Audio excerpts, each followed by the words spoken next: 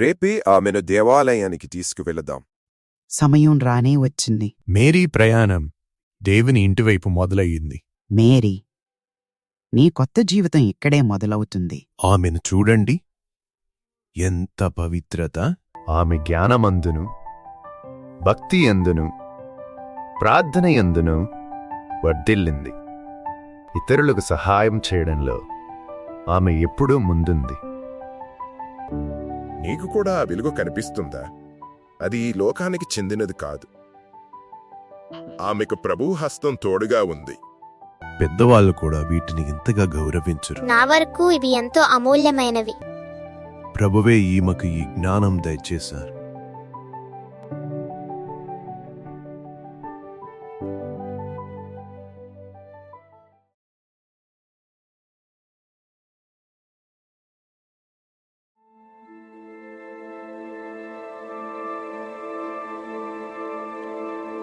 మనుషు కుమారుని రాకడను సూచించే నక్షత్రం ఆ రాత్రి ప్రత్యక్షమైంది.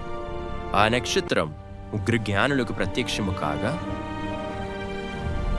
అందులో ఒకరు ధర్మశాస్త్ర గ్రంథ పరిశోధకుడు, ఒకరు నక్షత్ర పరిశోధకుడు, మరొకరు దేవుని పూజారి అయి ఉన్నారు. ఆ నక్షత్రం గురించి వారికి తెలిసిన గ్రంథాలు, శాస్త్రాలు అన్నీ వెదికి చూశారు.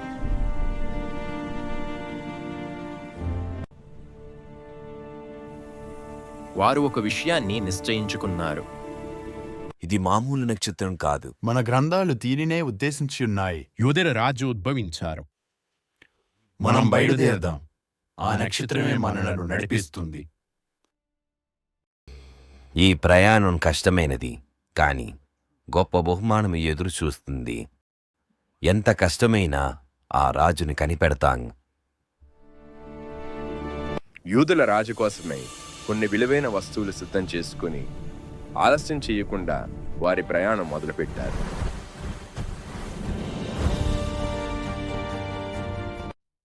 ఎలా అయినా మనం గమ్యం చేరుకోవాలి.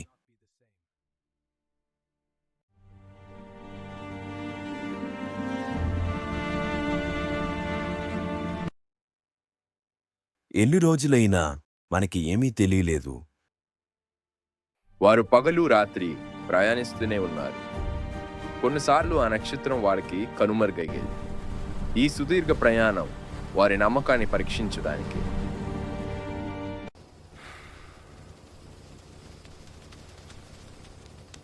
నక్షత్రం వారికి మళ్ళీ కనిపించింది.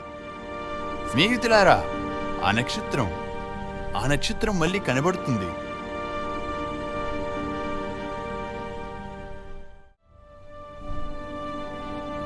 నజరేతు నగరంలో దావీదు వంశస్థుడైన యోసేపు నివసిస్తున్నారు. ఆయన వడ్రంగి, నెమ్మదస్తుడు, తెలివైనవాడు. అంతకంటే ఎక్కువగా దేవుని యందు అపారమైన భక్తి కలవాడు.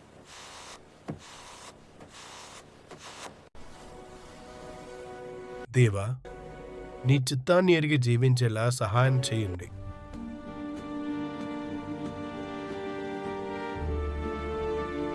యోసేపు, నువ్వెంతో నీతిమంతుడివి.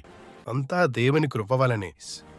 ప్రధానార్చకుని ఆజ్ఞ ప్రకారం ఆ గ్రామ యువకులు అందరూ వారి చేతి కర్రతో సహా దేవాలయానికి చేరారు. దేవునిచే ఎన్నుకొనబడ్డ వారి చేతికర్ర పుష్పిస్తుంది.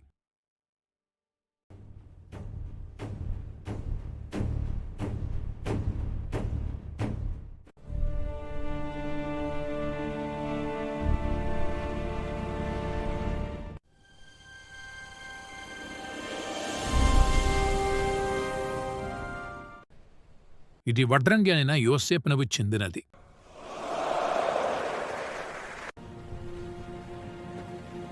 దేవుని చిత్తం నెరవేర్చి యోసేపు. ఆయన చిత్తం నెరవేర్చుతాను.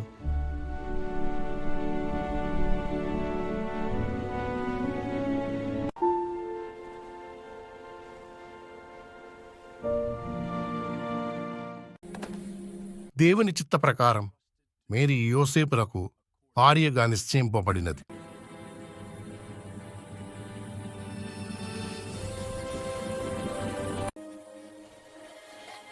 అతి వేగంగా నిశ్చితార్థ పనులు కూడా ముగిశాయి. దేవుడు మేము పవిత్రపరచునుగాక.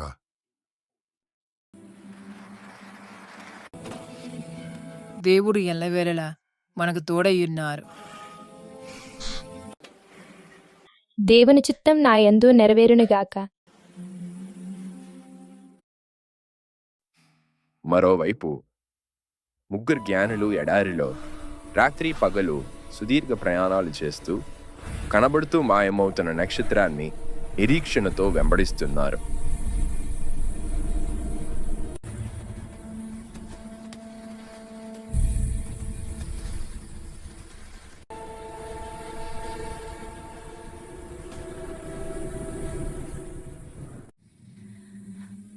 ప్రభు, మీ చిత్తాన్ని నాకు ఎరిగించండి.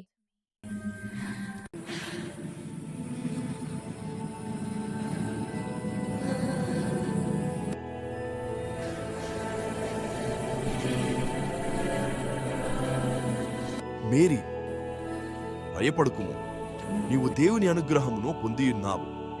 నీవు గర్భవతివై కుమారుని కనదవు. ఆయనకు యేసు అని పేరు పెట్టుము. ఏమిటి ఇది ఎలా సాధ్యపడను? నేను పురుషుని ఎరుగను కదా. దేవునికి సమస్తము సాధ్యమే. పవిత్రాత్మ నీపై వేంచేసి వచ్చును. ఇదిగో నేను ప్రభువు దాసురాలను, నీ మాట చొప్పున నాకు జరుగునుగాక.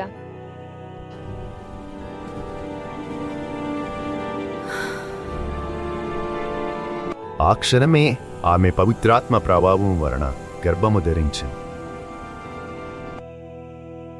పవిత్రాత్మ ప్రభావం వలన నేను గర్భవతినయ్యాను. మేరీ, మేము నిన్ను నమ్ముతున్నాము.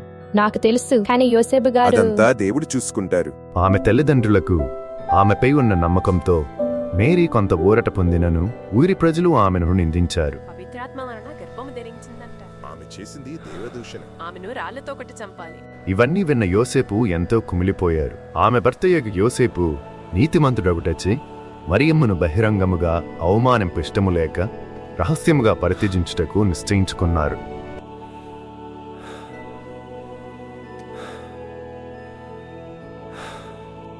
ఆమెను అవమానపరచను, రహస్యముగా పరిత్యజిస్తాను.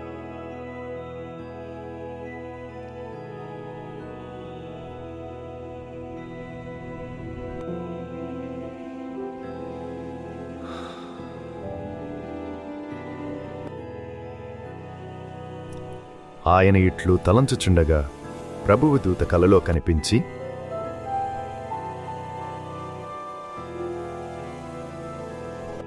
యోసేపు, భయపడుకుము.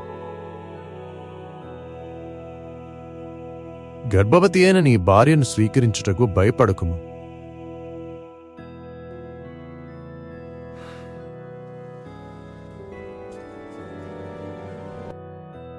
ఇది దేవుని ప్రణాళిక. నిద్ర నుండి మేల్కొనిన యోసేపు ప్రభువు దూత ఆజ్ఞాపించినట్లు తన భార్యను స్వీకరించెను. మోషే చట్టం మీరి గర్భము దాల్చినందుకు గ్రామ ప్రజలు ఆమెను రాళ్లతో కొట్టచూచిరి.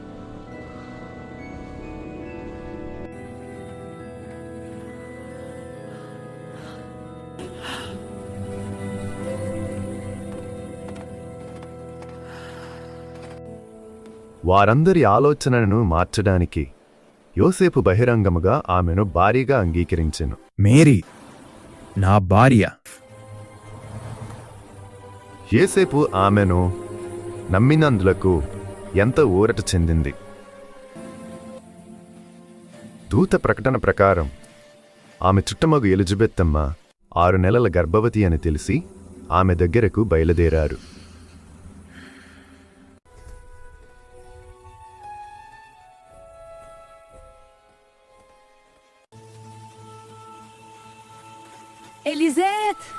ఆమె జకరియా ఇంట ప్రవేశించి ఎలిజబెత్తమ్మకు వందనవచనములు పలికెను. ఆ శుభవచనములు ఆమె చెవిని పడగనే ఆమె గర్భమందరి శిశువు గంతులు వేసెను. ఆమె పవిత్రాత్మచే పరిపూర్ణురాలాయను.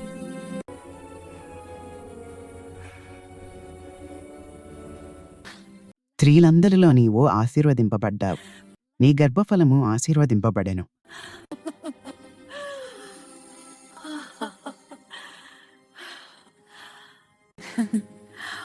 నా ప్రభువు తల్లి, నా వద్దకు వచ్చుట నాకు ఎలాగ ప్రాప్తించెను? దేవుడు మనకు తోడై ఉన్నారు.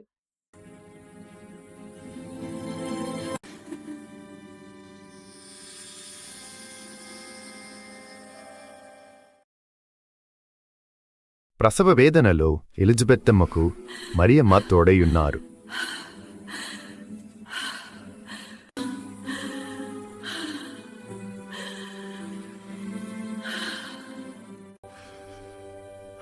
తండ్రి, ఆమెకు మీ బలమును దయచేయండి.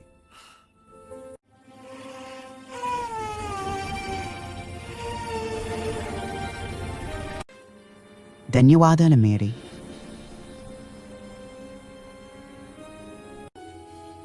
తిరుగు ప్రయాణంలో యోసేపు ఆమెకు తోడున్నారు. ఇరువురు కలిసి నజరేతు నగరమునకు చేరుకున్నారు. తన సామ్రాజ్యమునందు జనాభా లెక్కలు సేకరింపవలనని అగస్టు చక్రవర్తి అధికారులకు ఆజ్ఞ ఇచ్చెను. చక్రవర్తి ఆజ్ఞ ప్రకారం మీరు మీ గ్రామాలకు వెళ్లి జనాభా లెక్కలు రాయించుకోవాలి.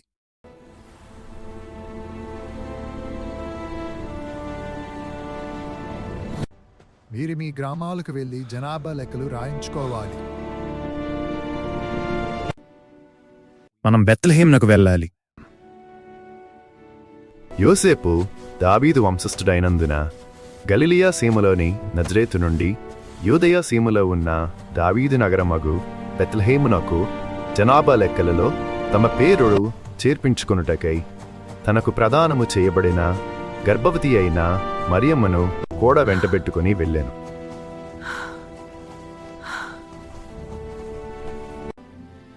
మేరీ, నీకు పర్వాలేదా? పర్వాలేదు, మనం ముందుకు వెళ్దాం.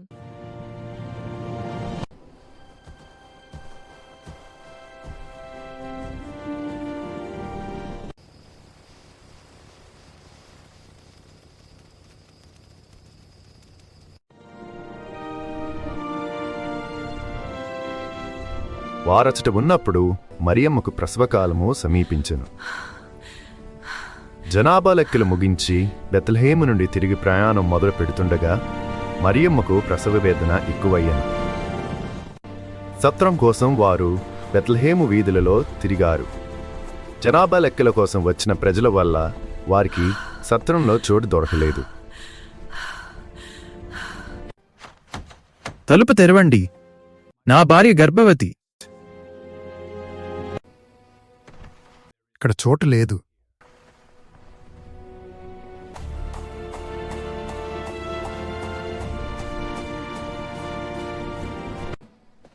చోటు లేదయ్యా, వెళ్ళు.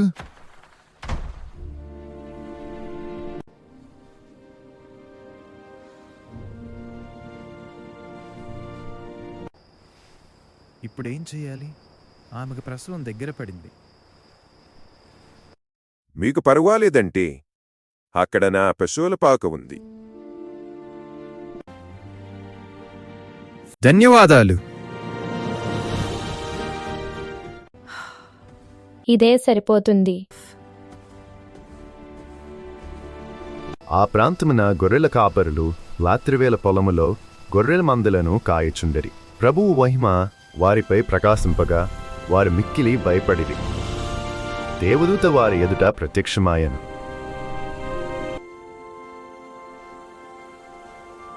దేవదూత వారితో ఇట్లనెను, మీరు భయపడవలదు. నేడు దావీదు నగరంలో మీకు ఒక రక్షకుడు పుట్టేను. మహోన్నత స్థలములలో సర్వేశ్వరునికి మహిమ. భూలోకమున ఆయన అనుగ్రహమునకు పాత్రులగు వారికి శాంతి కలుగునుగాక. మహోన్నత స్థలములలో సర్వేశ్వరునికి మహిమ. భూలోకమున ఆయన అనుగ్రహమునకు పాత్రులగు వారికి శాంతి కలుగునుగాక.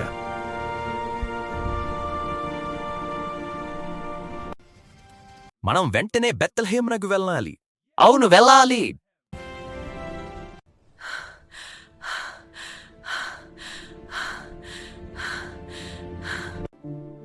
ప్రభువే మనకు బలము.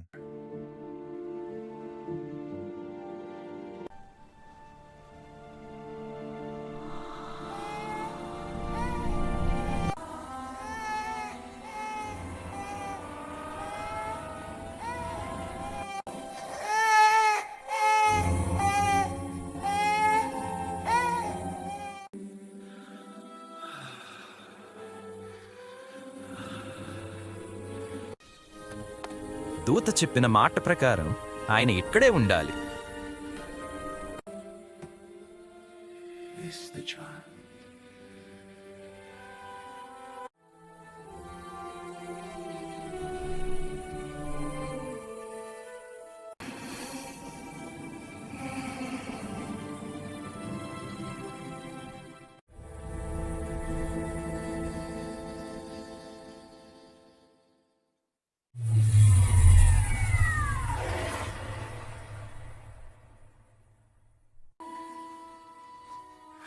ఎట్టకేళ్లకు మనం చేరుకున్నాం.